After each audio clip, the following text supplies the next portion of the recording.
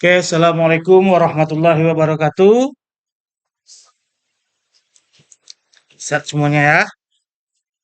Oke, hari ini kita mulai pertemuan kedua kita. Walaupun di sini pertemuan pertama, tetapi pertemuan pertama kita kemarin Bapak sudah memberikan rencana pembelajaran semester kita dengan modul. Bapak berharap modul itu kalau bisa diselesaikan, memperbanyaknya, kalau bisa seperti buku aja dibuat.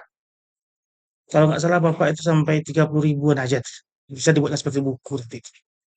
Ya. Untuk supaya ada pegangan aja baca-baca. Kalau di HP kan rata-rata kan memang juga bisa kita baca. Tapi lebih ada namanya itu koleksi selama kita perkuliahan. Oke. Hari ini pertemuan pertama kita belajar tentang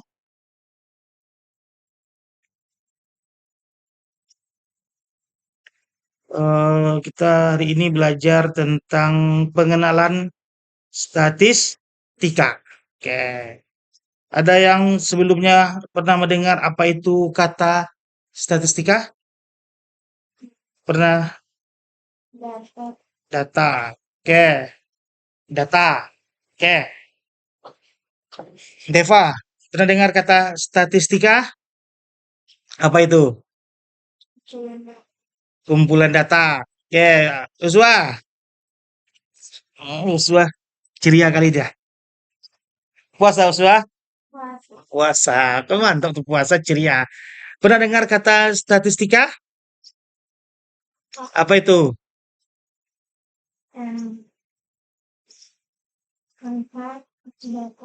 Angka atau data. Oke. Lima. Lima ada baca-baca, ada dibacanya kayak ini semua modulnya. Apa itu? Statistika. Apa samanya? Kasihlah argumentasi. Data. Oke.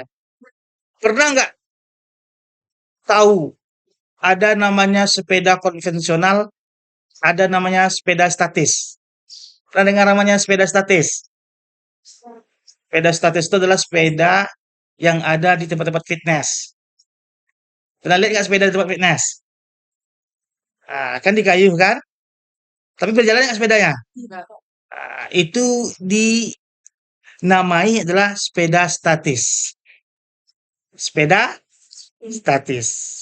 Sedangkan sepeda biasa, kalau kita kayu, kalau kondisinya masih baik, tentu dia akan bergerak ke depan.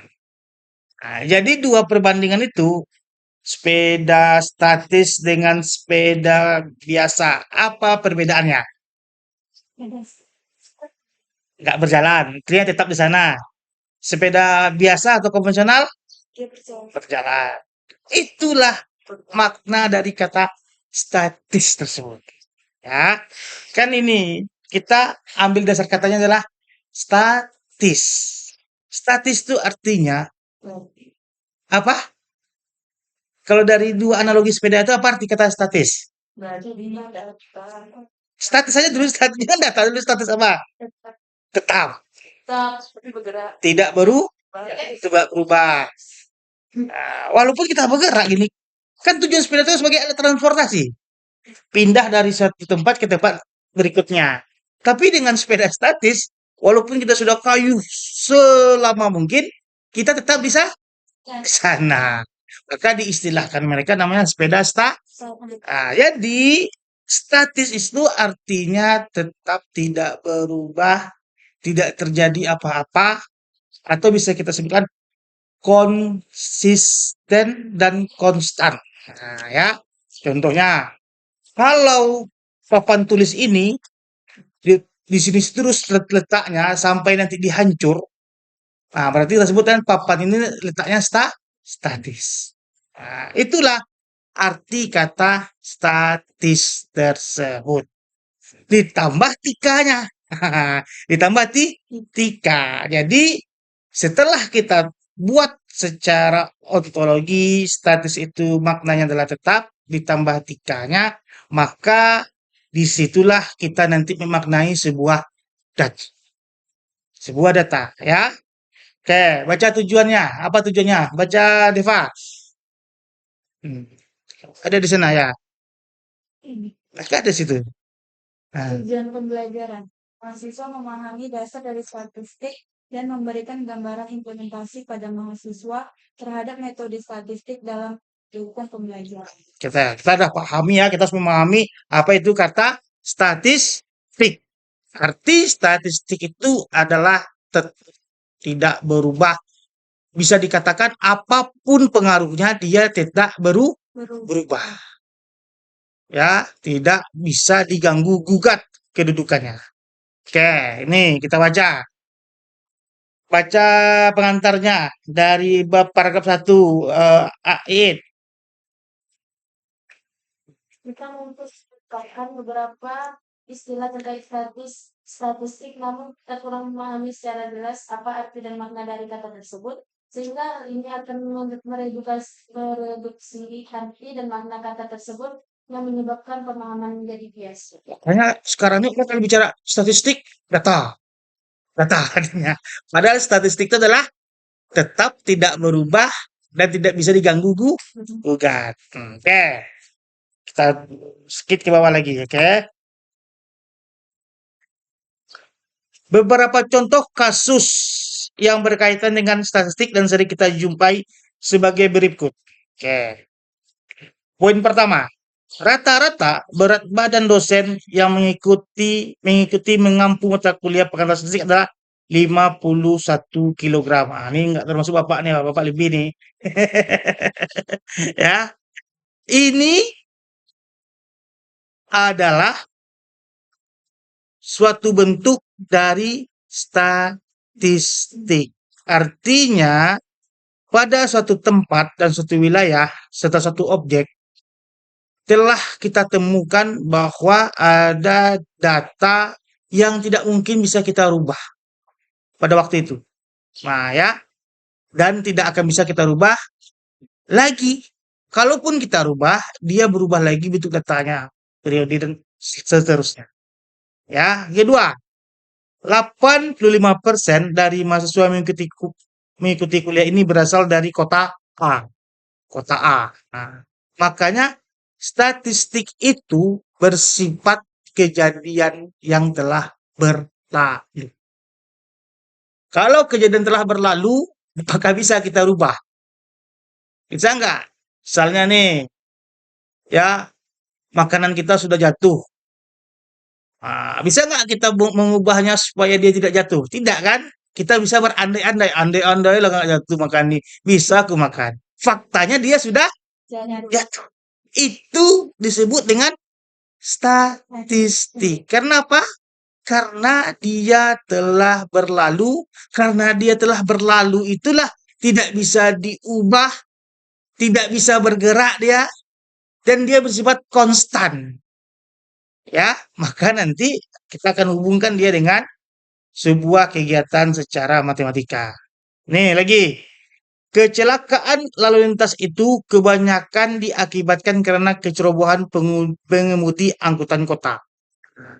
Ini apa? Ini bentuk statistik juga karena dia sudah berlalu. Dalam kalimatnya, statistik itu artinya adalah kejadian masa lampau. Ya, nggak bisa kita lihat ke depannya. Kejadian masa lampau. Oke. Baca 5. Statistik dalam arti sempit. Statistik dalam arti sempit dapat dijelaskan sebagai kumpulan data yang berupa angka, seperti statistik penduduk maupun statistik ekonomi. Data yang dinyatakan dalam bentuk angka dan data tersebut dapat ditampilkan dalam bentuk deretan angka, dibuatkan tabel ataupun grafik. Nah, nanti kita akan belajar statistik dalam artian yang sempit. Ya, yaitu dalam bentuk angka yang kita tampilkan dalam bentuk tabel, lalu bisa kita buatkan dia grafiknya atau gambar. Nah, sedangkan statistik dalam artian luas adalah, silakan baca Uswa. Statistik dalam arti luas atau disebut sebagai statistika adalah digunakan untuk merencanakan eksperimen, mengikuti proses pengambilan atau pengumpulan data, Penyusunan dan peringkatan data, penyajian data, penganalisaan, penginterpretasian, dan pengambilan kesimpulan yang didasarkan pada data tersebut. Nah, jadi kalau nanti teman-teman buat penelitian, itu adalah bentuk makna luas dari statistik.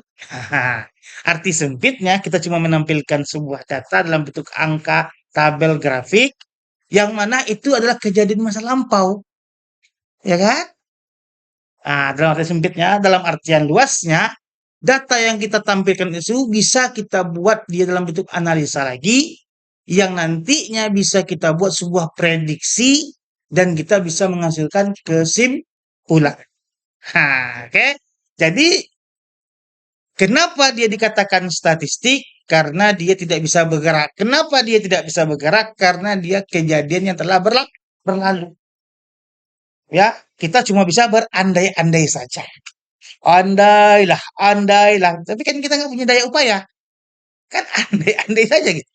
Nah, makanya maknanya akhirnya dibuatlah memudahkan kita disebut dengan statistik. Oke. Ya, data. Nah, data itu apa? Kan beda. Tadi kan Bapak tanya statistik apa? Data semuanya data apa? Data apa? Data apa? Ya kan? Tapi data sendiri ada pengertiannya. Baca Deva. Data adalah hasil observasi atau pengamatan yang telah dikumpulkan. Data dapat berupa hasil pengukuran, misalnya data tinggi dan data berat badan. Hasil pengelompokan, misalnya jenis kelamin, hasil jawaban responden terhadap suatu kuesioner, misalnya tingkat kepuasan. Pengamatan kita itu hal yang telah terjadi.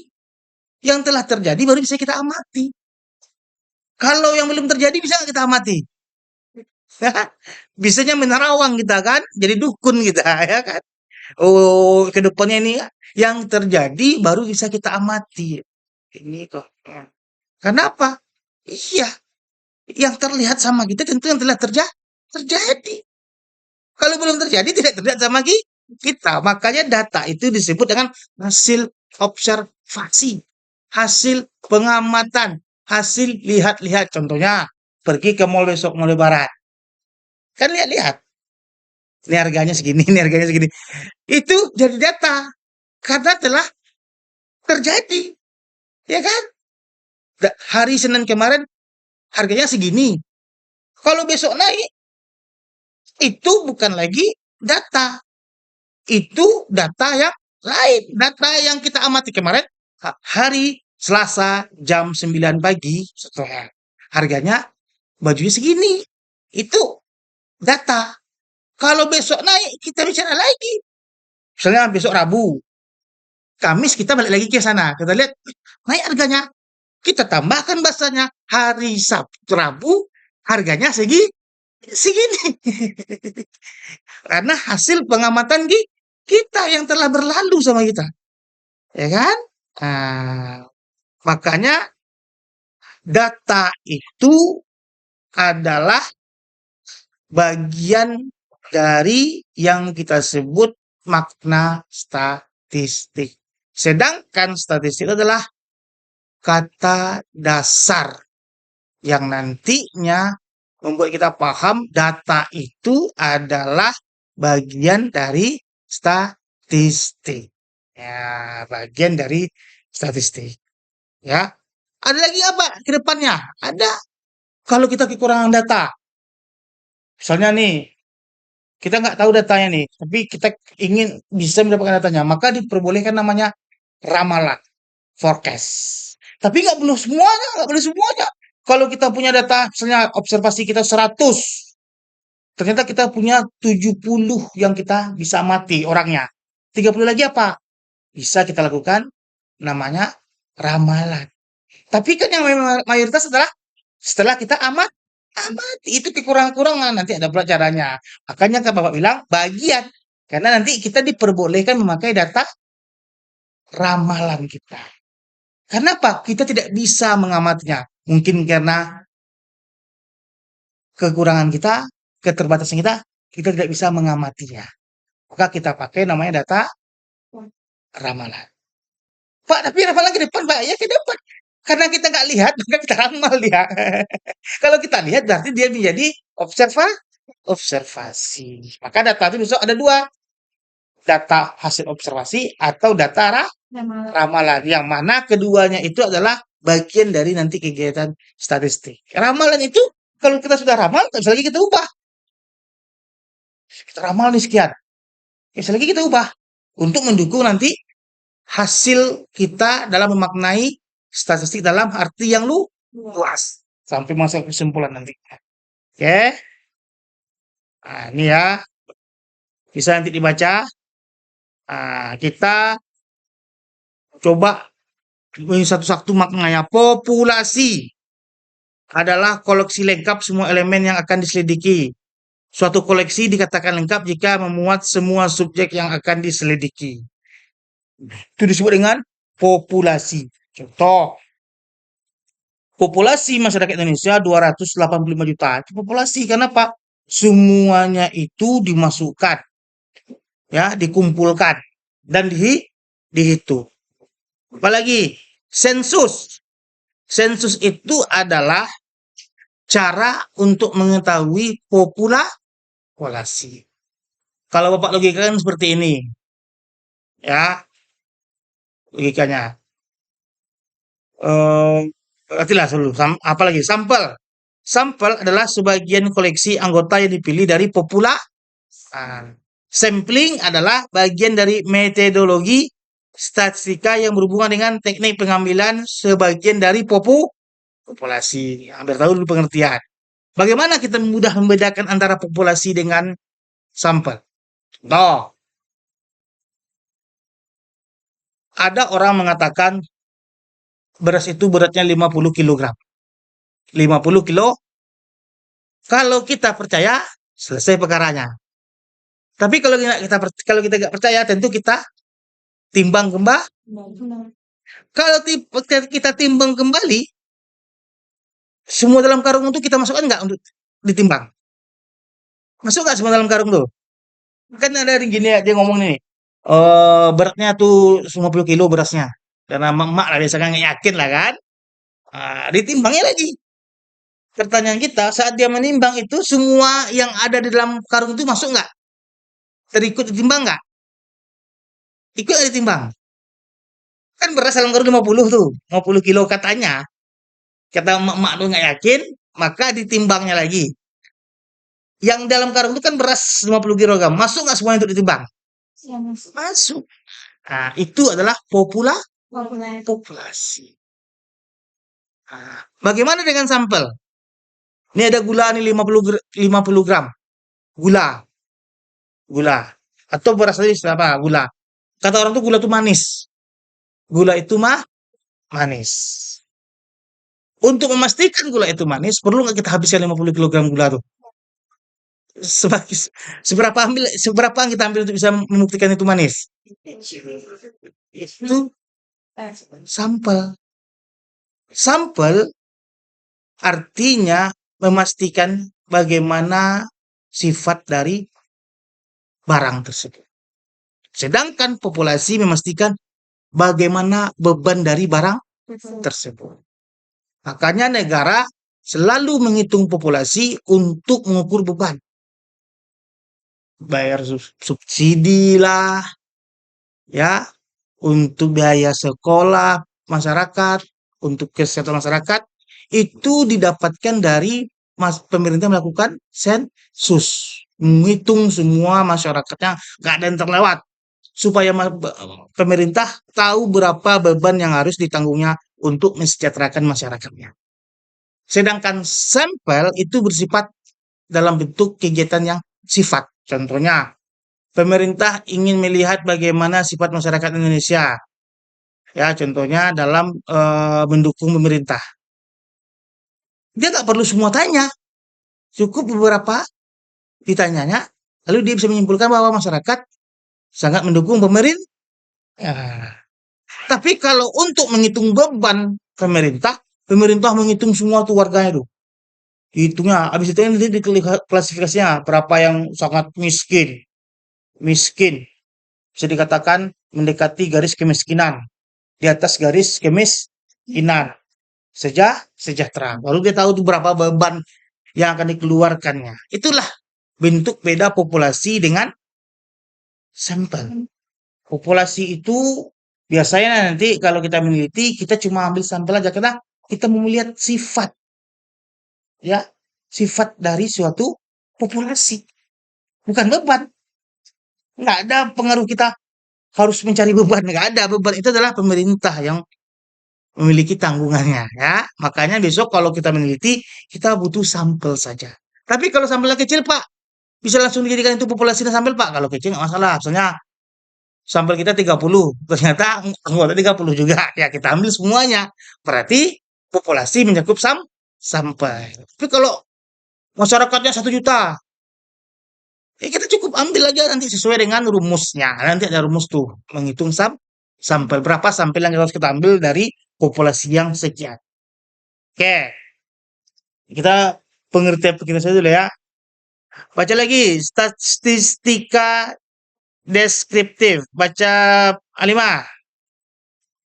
Ini adalah statistika yang berkaitan dengan analisis dan deskripsi suatu grup sebagai populasi tanpa melakukan penelitian kesimpulan ataupun komunitas yang lebih luas dari grup tersebut. Ya, statistika deskriptif. Artinya bisa kita kategorikan ini statistika dalam artian sempit juga. Tapi nanti kita membuat narasi. Narasi. Tadi kan statistika sempit itu kita cuma mencantumkan nilai-nilai, lalu kita tabelkan dan kita grafikkan. Kapan dia berubah menjadi statistika deskriptif? Kalau grafik itu kita ceritakan.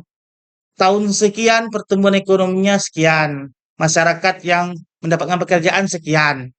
Tahun sekian turun pertumbuhan ekonominya. Masyarakatnya akhirnya bertambah penganggurannya. Kalau kita ceritakan data-data yang ada di tabel dan di grafik yang dalam artian sempit tadi, maka dia akan berubah menjadi statistika deskriptif. Nah, oke, paham ya? Dalam artian sempit, kalau kita ceritakan dia berubah dia menjadi statistika deskriptif. Tapi kalau bagaimana dengan statistika inferensi? Baca it. Statistika inferensi adalah statistika yang mencoba untuk membuat suatu deduksi atau kesimpulan pada populasi dengan menggunakan sampel dari populasi tersebut. Tadi kan deskriptif kita cuma menceritakan data yang kita lihat, ya, atau kita miliki. Sedangkan inferensi kita akhirnya dari data tersebut dengan metode, ya, metode regresi atau statistika, kita akhirnya menghasilkan deduksi. Apa itu? Deduksi, dan kata deduksi, kesimpulan kita. Ya, jadi kalau nanti misalnya analisa deskriptif, ya, tapi ada kesimpulan, maka itu termasuk dengan statistika inferensi. Contohnya tadi pertumbuhan ekonomi sekian membuat pendapatan masyarakat sekian.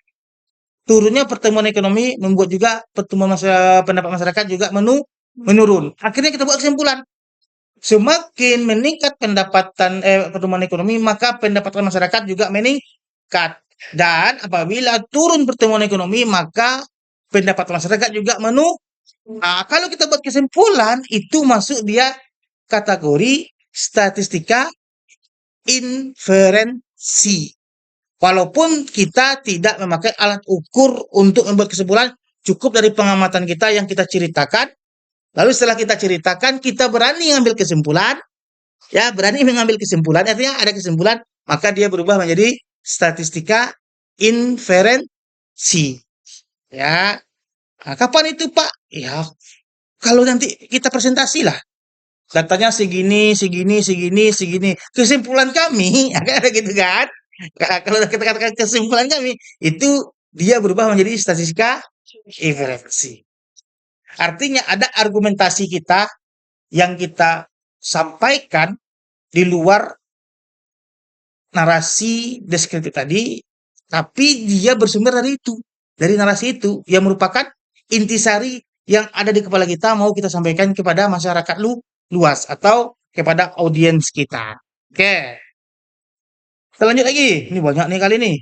Nah, statistik univariat. Nah, coba baca lagi, Uswa. Statistik univariat adalah analisis data statistik yang dilakukan untuk satu variabel atau per variabel atau disebut juga statistik deskriptif. Oke. Tadi kita kan nggak masukkan kata-kata variabel. Kalau sudah ada variabelnya, dia berubah menjadi univariat, ya. Satu variabel atau per variabel katanya. Artinya, kalau ada bahasanya variabel A mempengaruhi variabel B misalnya katanya kan. Nanti kita sebut kan univariat. Uni itu kan satu aja. Variat itu adalah variabel statistik dengan satu variabel. Artinya ada X dan Y saja. X-nya satu, Y-nya satu. Baca lagi, Deva. Statistik multivariat. Multivariat. Nah, multivariat. Nah, Statistik bivariat adalah analisis data statistik yang dilakukan untuk menganalisis hubungan dua variabel. menganalisis hubungan dua variabel. Nah, oke, ada dua Variabel. variabel. Apa itu? Variabel independennya dua, variabel dependennya satu. Nah, apa lagi? Statistik multivariat. Nah, baca lagi ya 5. Statistik multivariat adalah analisis data statistik yang dilakukan untuk menganalisis hubungan lebih dari dua variabel. Kalau lebih dari dua variabel, melihat hubungan tersebut ada X1, X2, X3, X4, sampai X100 berhubungan dengan Y, itu kita sebut dengan multivariat. Nah, ya, biar paham dulu tuh beda-bedanya sebelum kita masuk. Yang selanjutnya, statistik parametrik. Baca, Uswa. Statistik parametrik adalah analisis data statistik yang dilakukan untuk menguji parameter atau berdasarkan asumsi-asumsi tertentu. Dan biasanya salah satu asumsinya adalah distribusi normal. Kalau sudah bicara asumsi pembuktian, pembuktian nih, misalnya hipotesis diduga variabel X berkorelasi atau berhubungan positif dan pengaruhnya signifikan terhadap variabel Y. Nah, kan sudah ada tuh penelitian tuh. Itu disebut dengan statistik parametrik. Gabungan dari apa? Deskriptif, inferensial, bivariat kah, multivariat kah dia. Artinya kalau ada hipotesis dugaan sementara atau disebut dengan sifatnya positivisme, maka itu disebut dengan parametrik. Nah, artinya disitulah kita memastikan dugaan sementara kita berdasarkan pengetahuan kita yang kita baca dari buku-buku sebelumnya atau dari jurnal sebelumnya itu terbukti atau tidak terbukti. Kayak disebut dengan mazhab positivisme. Artinya, ada hubungannya. Biasanya kalau kita nanti penelitiannya adalah kuantitatif, maka kita pasti memakai statistik parametrik. Karena kita harus membuat hipotesis dan membuktikan hipotesis tersebut. Kalau hipotesisnya itu H0, berarti tidak ada hubungan signifikan, ya kan? Nah, kalau HA itu hubungannya signifikan. Hubungannya ya pengaruhnya ya bukan hubungan pengaruhnya. Kalau hubungan kan positif kan dia atau negatif. Kalau positif kan dia gini bentuknya. Ini apa ya? Variabel apa namanya? Bidang kartesius. Nah, kalau dia ke atas itu adalah positif. Naik X, Y juga naik. Kalau negatif apa? Naik X, Y-nya tuh turun. Turun X, Y-nya naik. Nah, oke.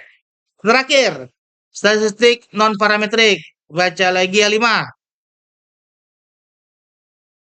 Adalah analisis yang dilakukan tidak untuk parameter atau tidak berdasarkan asumsi empirik. Ada parametrik, ada non parametrik. Nah, kalau nantinya kawan-kawan melakukan penelitian tanpa adanya hipotesis, tapi hasil di lapangan yang diamati, diobservasi, lalu teman-teman simpulkan tanpa adanya dugaan, ya kan? Atau asumsi, itu kita sebut dengan non parametrik, ya, non parametrik. Nah, ya, asumsi-asumsi kita tuh nggak ada. Kita cuma apa yang ada di lapangan, itu yang kita amati, itu yang kita ceritakan, dan kita buat Bulan. Kalau sederhana disebut dengan analisis, ya, deskriptif. Peningkatnya apa? Peningkatnya apa? Analisis deskriptif, Pak. Kenapa? Ya saya cuma mengamati aja, Pak. Lalu saya buat aja lah apa yang saya amati itu, lalu saya buat kesimpulannya, ya kan? Nah, kalau kita pakai asumsi-asumsi yang disebut dengan hipotesis-hipotesis kita, dugaan sementara kita, maka kita memakai alat-alat yang nantinya untuk membuktikan hipotesis kita tersebut. Oke, udah pusing kan? Oke, nanti baca aja ya. Baca-baca saja. Artinya apa perbedaan populasi dengan sampel? Populasi untuk menghitung, sampel untuk Mencoba coba melihat situasi. sifat. Sama tadi. Ini kata orang gula 100 kilogram. Kalau kita nggak yakin dia 100 kilogram, kita timbang lagi. Kalau kita timbang, semuanya kita timbang. Nggak boleh sedikit pun terlewat sama kita ditimbang ya. Memastikan dia 100 kilogram. Tapi ada orang bilang, gula ini rasanya pahit. Untuk membuktikan gula ini rasanya pahit, apakah semua gula terus kita makan? Ya. Cukup sedikit saja yang kita ambil. Baru kita bisa membantah kata dia, oh salah kamu tuh. Kamu bilang pahit, manis kok. Ini saya coba sedikit. Tapi kadang dia ngeyel, sedikit nggak bisa. Kamu habiskan semuanya katanya. Nah, nggak bisa kita dengarkan. Ya kan? Misalnya dia nggak percaya tuh. Aku nggak percaya kalau sedikit kamu makan. Kamu habiskan semuanya, wah, baru kamu terasa pahit sama kamu. Ya pahit hidupnya, karena pakai kencing manis dia. Masuk rumah sakit, insulinnya rendah gitu kan. Akhirnya dia meninggal. Karena dia 100 kilogram gula dimakan. Ini contoh. Oke. Tahap-tahap kegiatan statistik. Nah, setelah teman-teman membahas definisi dari statistik, yang mana kita ketahui kata dasar dari statistik adalah statis, artinya tetap tak bisa berubah, konstan. Kenapa dia kita sebut tak bisa berubah? Karena dia kita ambil dari fakta. Fakta itu adalah kegiatan yang telah terjadi, ya, mayoritasnya. Kalaupun nanti kita pakai forecast itu untuk menutupi kebolongan data observasi kita. Nggak semuanya bisa, ya. Oke, lanjut kita. Tahapannya lagi. Tahap stasiun itu adalah pengambilan atau pengumpulan data. Disebut dengan collection data. Ya, collection data. Ada dua cara. Cara pertama adalah kita ambil secara keseluruhan. Nah, sebut dengan sensus. Nah, cara kedua kita ambil pakai sampel. Nah, itu cara ya. Jadi cara mengumpulkan data itu bisa sensus, bisa sampel. Ya. Nah, ini contohnya nih. Bagaimana bentuk sensus, Pak? Misalnya, kepala SMA X ingin mengetahui rata-rata tinggi badan siswa di sekolah yang berjumlah 600 orang.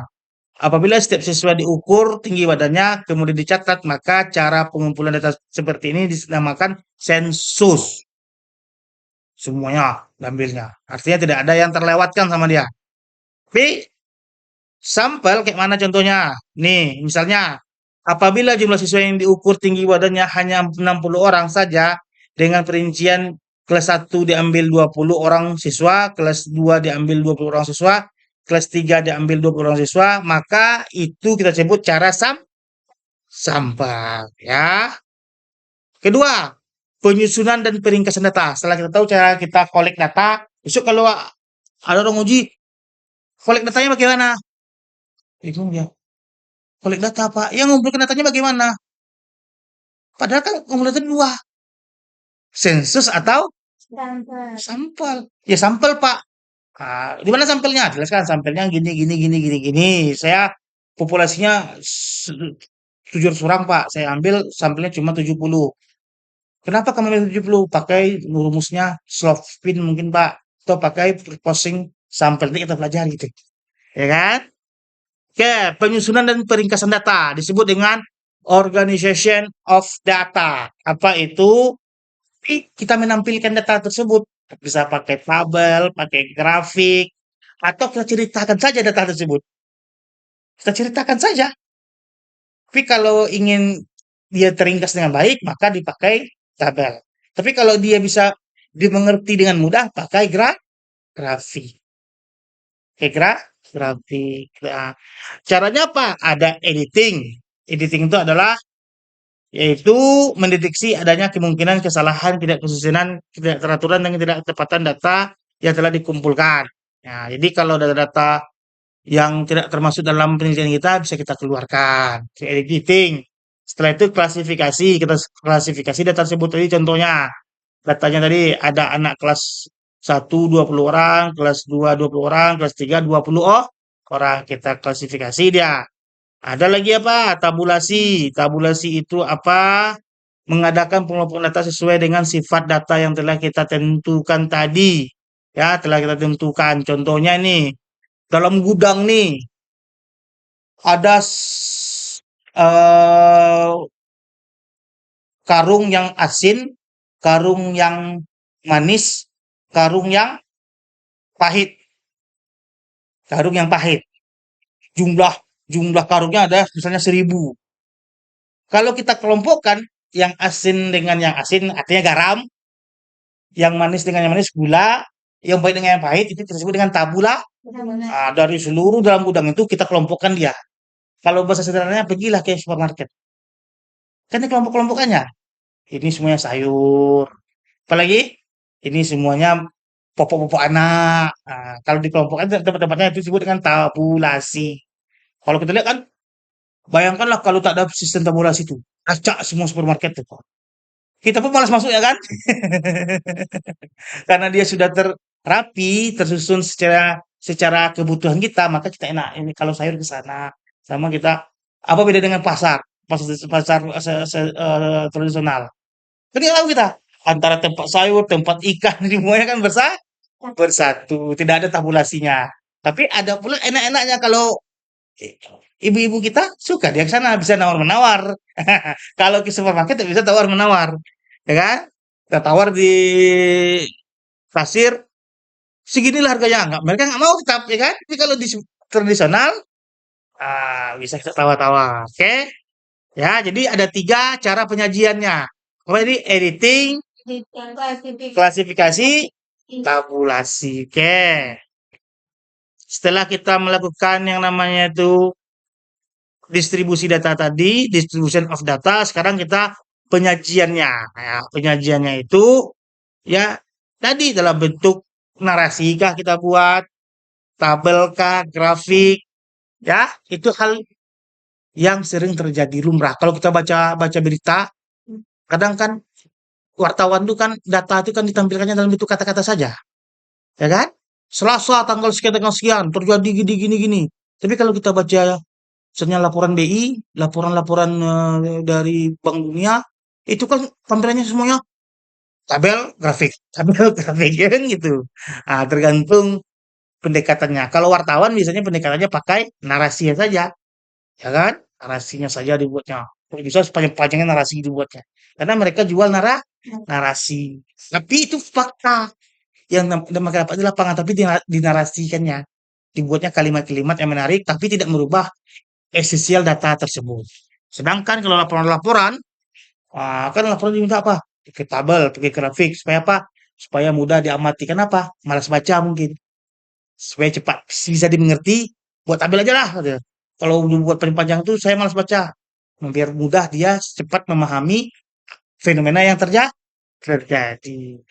Analisis data.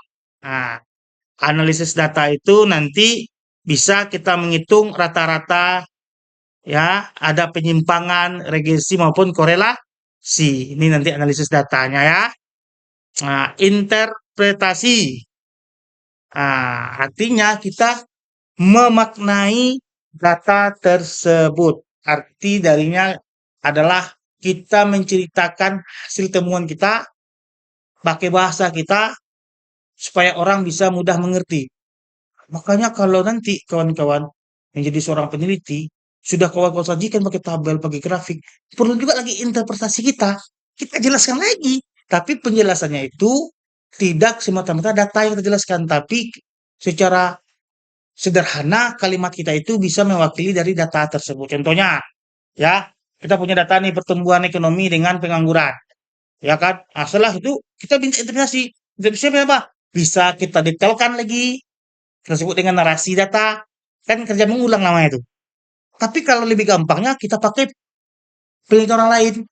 Menurut si A, memang benar kalau pertumbuhan ekonomi itu meningkat, maka pendapat masyarakat juga akan meningkat. Sedangkan menurut si B, tidak benar. Katanya pertumbuhan ekonomi itu tidak ada hubungan dengan pendapatan. Menurut si A lagi, dia mengatakan, ragu-ragu dia mengatakan, itu namanya interpretasi kita. Memakai temuan-temuan orang sebelumnya. Nah, si C ragu-ragu dia. Kenapa dia ragu-ragu? Karena dia mengatakan tidak signifikan hasilnya. Artinya pengaruh tidak signifikan. Artinya tidak akan terjadi secara langsung apabila pertumbuhan ekonomi itu meningkat, maka pada masyarakat itu akan langsung terjadi. Tidak, belum tentu. Kenapa? Tidak langsung terjadi pengaruhnya. Interpretasi kita dari yang terjadi. Lalu terakhir, baru kita buat kesimpulan. Nah, makanya nanti kalau kawan-kawan bicara pembahasan setelah hasil nih, hasil penelitian, pakai tabel, pakai ini, lalu pembahasan. Pembahasan itu enak sebenarnya.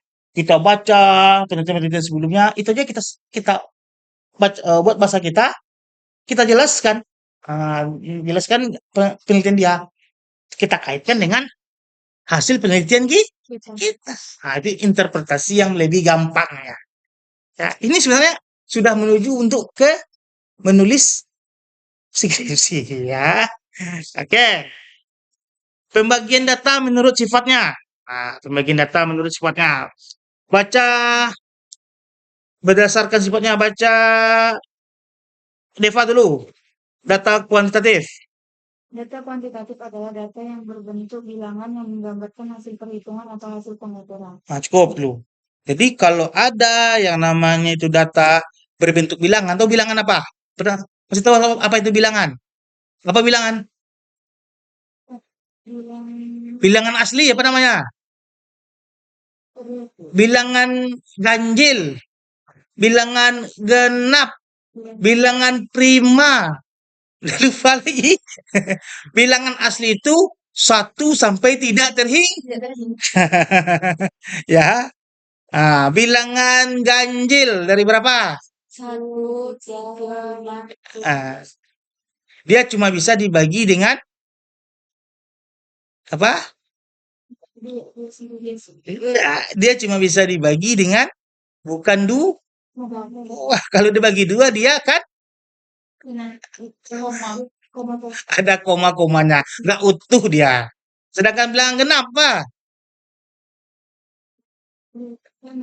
Kalau dibagi dua dia kebalikan saja. Contohnya 7 dibagi 2 berapa jadinya?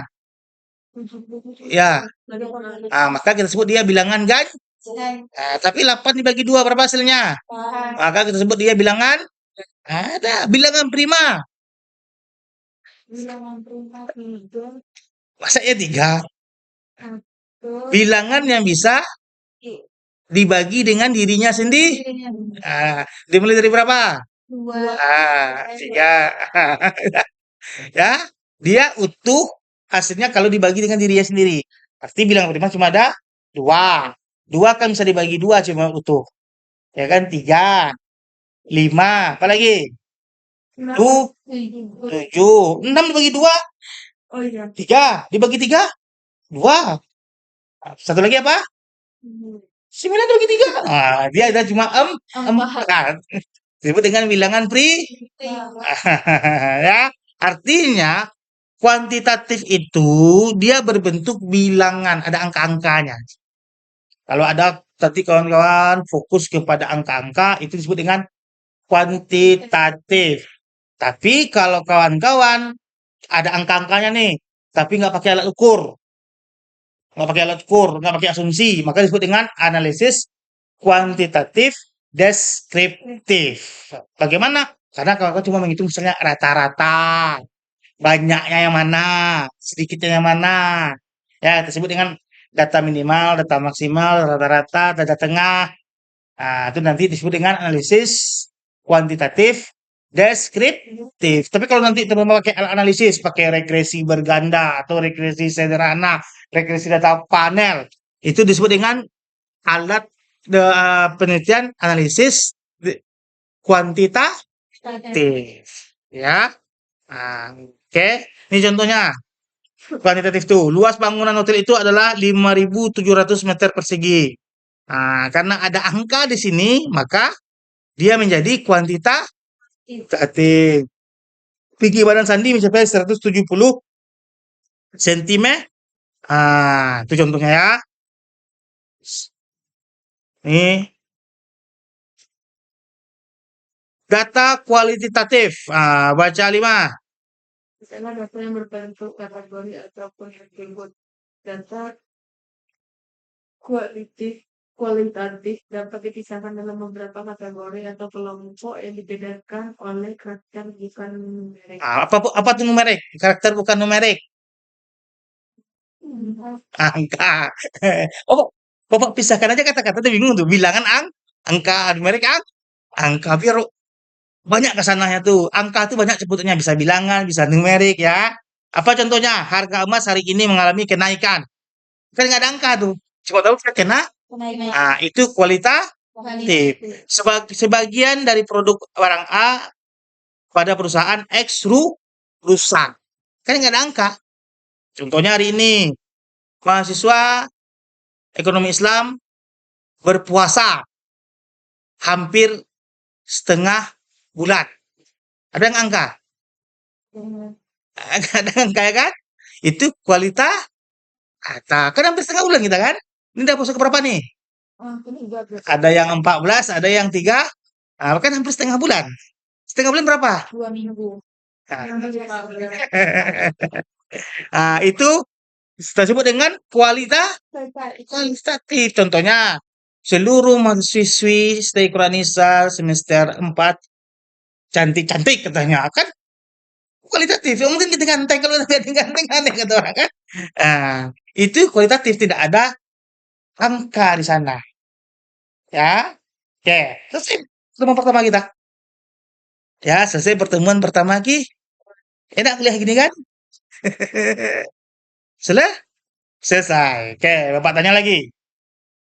Apa perbedaan sampel dengan populasi Deva? Nggak usah buka itu. Apa dari tadi yang kita ceritakan? Kalau sampel menghitung beban.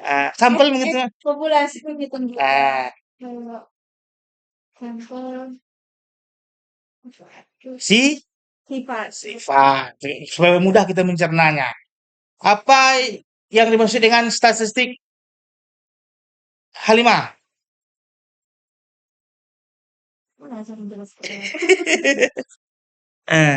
Kapan deh saya bilang? Coba lah dulu. Ya, Sifat apa? Tidak berubah, tidak bergerak, dan artinya kalau kita buatkan dia secara sifatnya itu kejadian yang telah berlalu. Ya, kalau dalam bahasa Inggrisnya disebut dengan past. Kalau yang akan terjadi disebut dengan future. Kalau yang sedang terjadi, kan udah paham 5 tuh. Oke, Uswa. Apa disebut dengan statistik parametrik?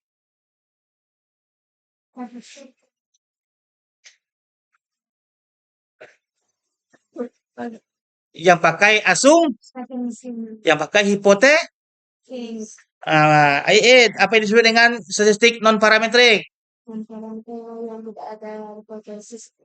Tidak ada hipotesisnya atau tidak ada asum. Deva, apa itu data?